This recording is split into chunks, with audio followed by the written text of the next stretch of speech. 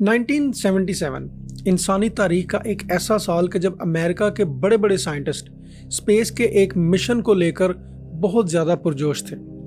ये कोई छोटा मोटा मिशन नहीं था, बल्कि ये समझ लें कि ये मिशन इंसानियत के पैगाम को पूरी कायनात तक पहुंचाने की पहली कोशिश थी। इस मिशन के पीछे एक ऐसी शख्सियत का बहुत बड़ा किरदार था जिनका नाम है कार्ल सैगन। कार्ल सैगन असल में एक American astronomer, astrophysicist, planetary scientist और साइंस कम्युनिकेटर थे। उनको दुनिया इसलिए भी जानती है क्योंकि वो पहले शख्स थे जो स्पेस को सिर्फ एक साइंटिफिक टॉपिक नहीं बल्कि एक इंसानी कहानी समझकर दुनिया के सामने लाए। उनका तरीका इतना सीधा और इतना पोएटिक और इतना ह्यूमन फ्रेंडली था कि आम इंसान भी स्पेस को समझकर महसूस कर सकता था। कार्ल सैगन ने बहुत सारी बुक्स भी लिखी, जिनमें से उसकी फेमस बुक थी कॉस्मोस, जिसमें उन्होंने यूनिवर्स की हिस्ट्री, गैलेक्सीज, स्टार्स, प्लैनेट और इंसानी साइंस की जर्नी को एक्सप्लेन किया।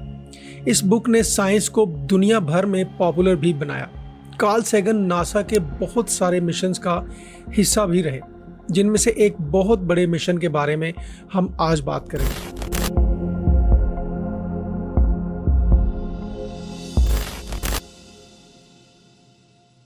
बात शुरू होती है 1977 के उस वक्त से जब नासा ने दो बेहद अहम स्पेसक्राफ्ट को स्पेस में भेजने का फैसला किया। आई एम श्योर कि इन स्पेसक्राफ्ट के बारे में आप लाजमी जानते होंगे, वॉयेजर 1 और वॉयेजर 2। कार्ल सैगन और नासा के साइंटिस्ट और लेबोरेटरी इंजीनियर्स ने मिलकर इन स्पेसक्राफ्ट को ना सिर्फ असेंबल किया बल्कि टेस्ट करके लॉन्च भी किया। इन स्पेसक्राफ्ट का मकसद हमारे सोलर सिस्टम के दूरी पर मौजूद प्लैनेट्स तक पहुंचकर उनकी तस्वीरें, एनवायरनमेंट, मून्स और मैग्नेटिक फील्ड को समझना था। इस मिशन को इसलिए भी बहुत यूनिक कहा गया था कि उस वक्त में मतलब 1977 में सोलर सिस्टम के सारे बड़े प्लैनेट्स जुपिटर, सैटर्न, यूरेनस और नेपच्यून एक ही लाइन में थे और ये रेयर अलाइनमेंट 176 साल बाद होता है।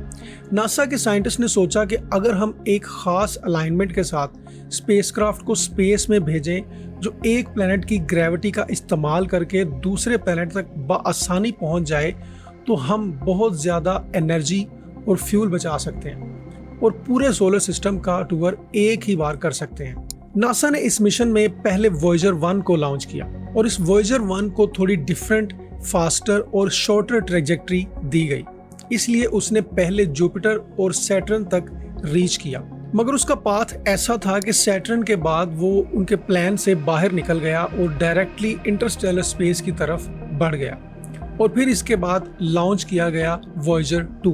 वॉयेजर 2 को एक एक्सटेंडेड पाथ दिया गया जिसे बाद में उसने यूरेनस और नेपच्यून का भी फ्लाई बाय मिशन तय किया। वैसे ये स्पेसक्राफ्ट आम तौर पर 3 किस्म के होते हैं। ऑर्बिटर्स जो एक प्लैनेट के गिर्द घूमते हैं, फिर इसके बाद आते हैं लैंडर्स जो किसी प्लैनेट पर उतरते हैं और फिर वहां से डाटा कलेक्ट करते हैं, यानी कोई भी इंफॉर्मेशन साइंटिस्ट के मुताबिक कलेक्ट करते हैं, और फिर आता है फ्लाई बाय स्पेसक्राफ्ट जो सिर्फ स्पेस में गुजर कर डाटा जमा करता है। हर स्पेसक्राफ्ट के मिशन का अपना एक मकसद होता है और अपनी टेक्नोलॉजी भी होती है, लेकिन वॉयेजर मिशन को हम इसलिए इन सब से अलग रखते हैं क्योंकि ये सोलर सिस्टम को पीछे छोड़कर इंटरस्टेलर स्पेस में दाखिल होने वाला ह्यूमन मेड पहला ऑब्जेक्ट बना। साइंटिस्ट के मुताबिक वॉयेजर 1 और वॉयेजर 2 की एग्जैक्ट ऑपरेशनल लाइफ उनके न्यूक्लियर पावर सोर्स RTG पर डिपेंड करती है। ये एक ऐसा स्पेशल टाइप का पावर सिस्टम होता है कि जो स्पेस मिशंस के लिए यूज होता है, खास तौर पर वहाँ जहाँ सोलर पैनल्स काम नहीं करते।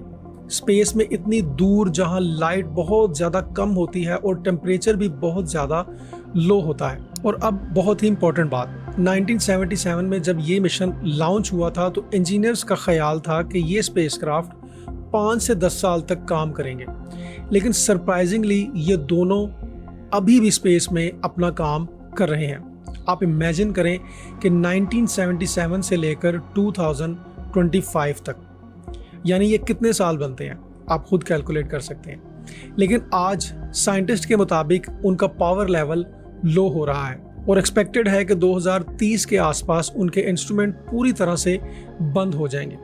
लेकिन सबसे हैरानी की बात यह है कि ये स्पेसक्राफ्ट खुद फिजिकली स्पेस में हमेशा के लिए रहेंगे। आज वॉयेजर 1 इंसानी तारीख का स्पेस में सबसे दूर जाने वाला पहला ऑब्जेक्ट बन चुका है।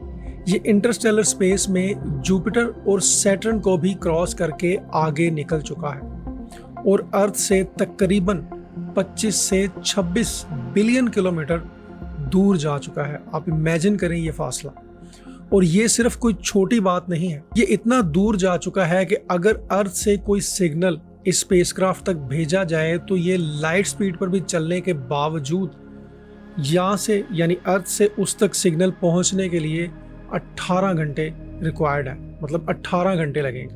वॉयेजर 2 से 1 जो है वो थोड़ा सा पीछे है, इसलिए वो अर्थ से तकरीबन 20 बिलियन किलोमीटर की दूरी पर है, लेकिन ये भी इंटरस्टेलर स्पेस में एंटर हो चुका है, सोलर सिस्टम से बहुत दूर। और अभी रिसेंटली नासा की एक रिपोर्ट के मुताबिक वॉयेजर 1 अगले कुछ सालों में एक बहुत ही इंटरेस्टिंग माइलस्टोन तय करेगा, यानी वो हमसे इतना दूर चला जाएगा कि जिसको साइंटिस्ट 1 लाइट डे का डिस्टेंस बताते हैं, यानी इतना दूर जितना फासला लाइट 24 घंटे में तय करती है। फिलहाल ये स्पेसक्राफ्ट इस लाइन के बहुत ही ज़्यादा करीब पहुंच चुका है और एक्सपेक्ट किया जा रहा है कि 2026 तक ये फासला ऑफिशियली पूरा हो जाएगा।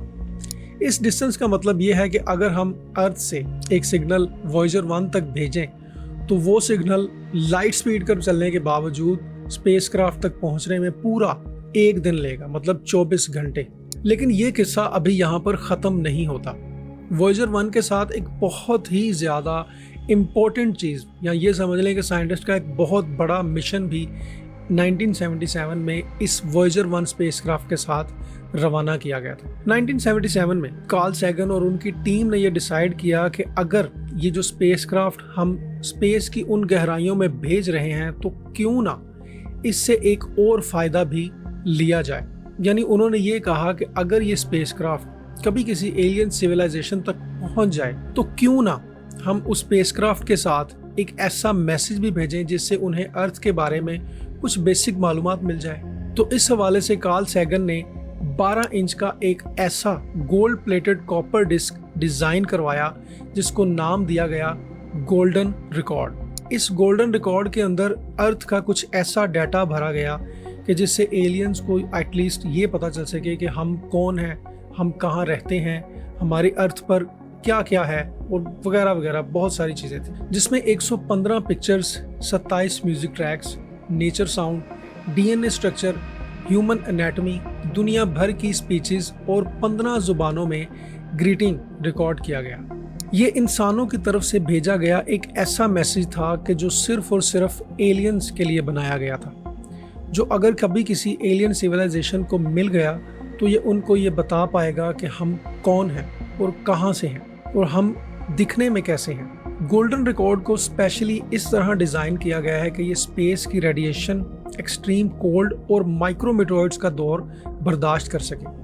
कॉपर और गोल्ड प्लेटिंग की वजह से ये डिस्क बहुत ड्यूरेबल है और साइंटिस्ट एस्टिमेट करते हैं कि ये कम से कम 1 बिलियन साल तक सेफ रह सकता है। हाँ, थ्योरेटिकली तौर पर ये डैमेज हो सकता है अगर कोई बड़ा स्पेस पार्टिकल सीधा इससे आकर टकरा जाए, लेकिन स्पेस का वॉल्यूम इतना बड़ा है कि ऐसी कोलिशन का चांस बहुत कम है। प्रैक्टिकली गोल्डन रिकॉर्ड को कुछ नहीं होगा, वो इसी तरह स्पेस में ट्रैवल करता रहेगा। ह्यूमैनिटी के लिए वॉयेजर एक स्पेसक्राफ्ट से ज़्यादा है।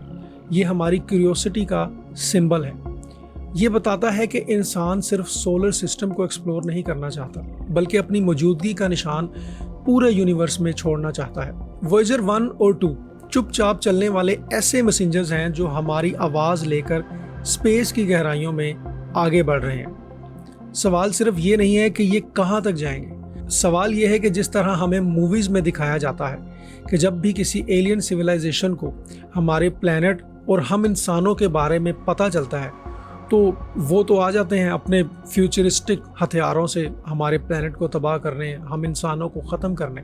अब इस बात का जवाब मेरे पास तो नहीं है कि अगर कोई एलियन सिविलाइजेशन इस गोल्डन रिकॉर्ड को ढूंढ लेगी और वो इसको सुन लेगी तो क्या वो एलियंस जो हैं वो हमारे पास दोस्ती का हाथ बढ़ाने हमारे पास आएंगे, या फिर जिस तरह हमें मूवीज़ में दिखाया जाता है वो सब होगा। इसका जवाब अगर आपके पास है तो काइंडली मुझे कमेंट बॉक्स में ज़रूर बताइएगा। Thank you.